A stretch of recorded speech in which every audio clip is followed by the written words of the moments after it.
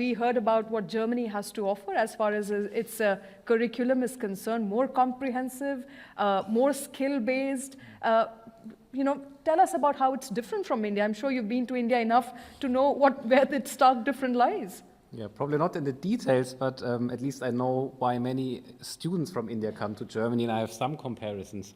I think maybe it sounds to me like we're trying to have a one-size-fits-all approach, right? The question is also what kind of jobs are being replaced by AI and which ones don't. So I think last month the World Economic Forum released the Future Skills Report and telling what will be the main skills required in the future. And this was, of course, AI, data analytics and all this, but on these other sides, all these topics about creativity, self-reflection, everything that AI cannot do. And I think this is a very important point, how this can be included in curriculums.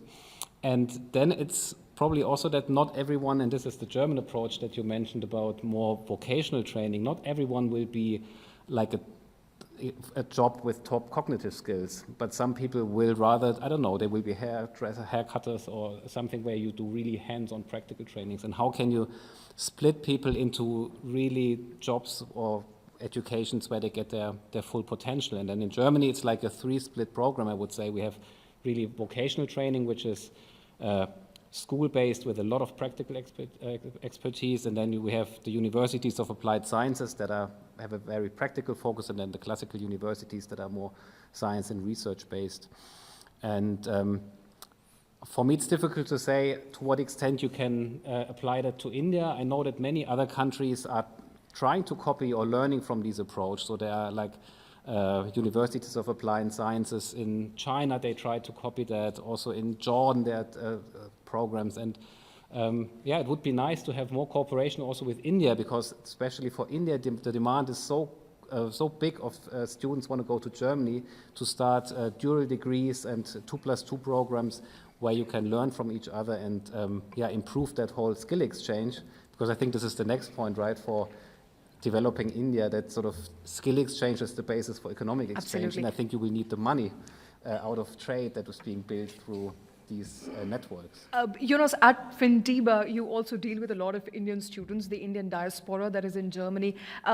In your assessment, in your understanding, when you deal with these students, what is 1 or 2 skills that they lack that you believe a German student will have by the time they graduate?